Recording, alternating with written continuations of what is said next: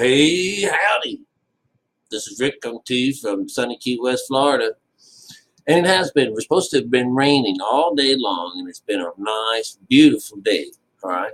Although I've been inside most of the time, and I haven't done much work, so I really am not allowed to be doing this right now.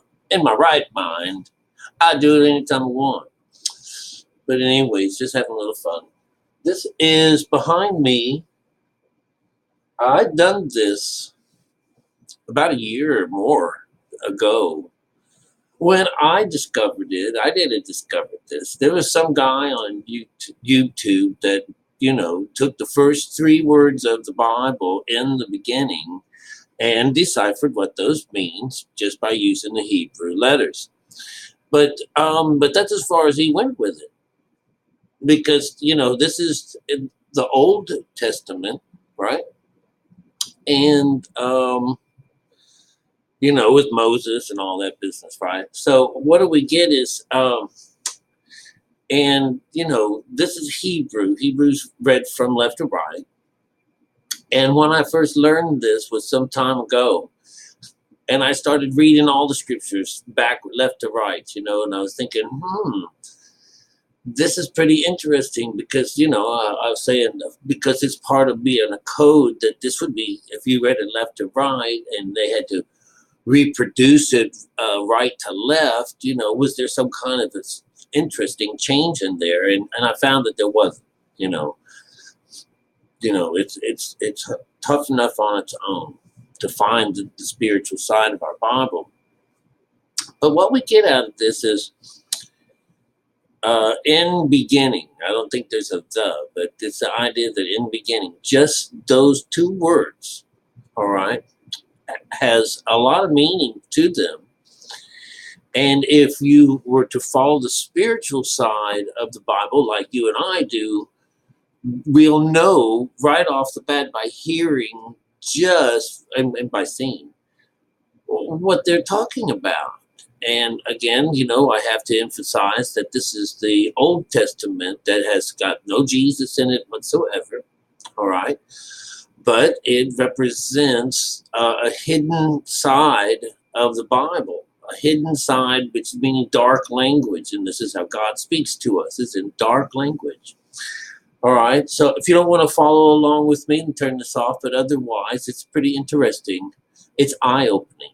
It's very eye-opening. All right. So follow along with me. So for the first three words in the beginning, all right, this is Brasit, Brasyt.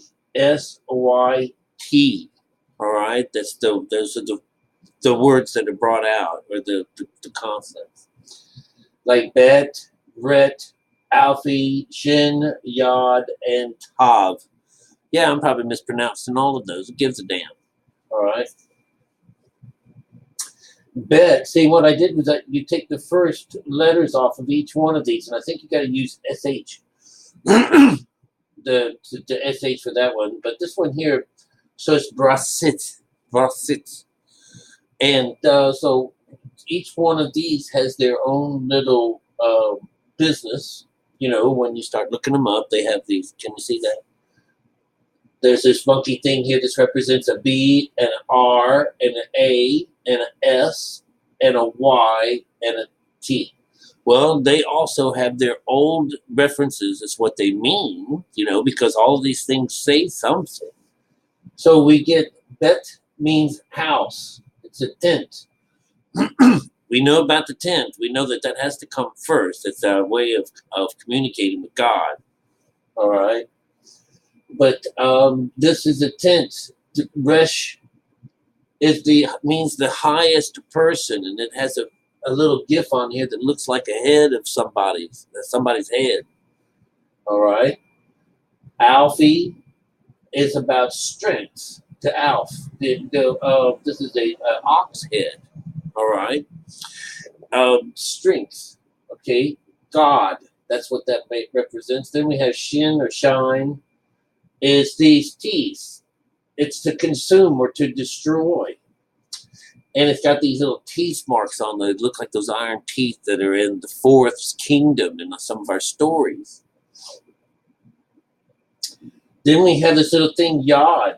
This yod is representing the hand or works, and it has this funny little arrow and arm. It's actually, this would be your shoulder to your elbow and your hand. It's looking like a,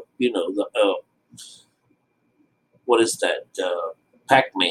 You're ready to go. That's the power. But anyways, this is your hand.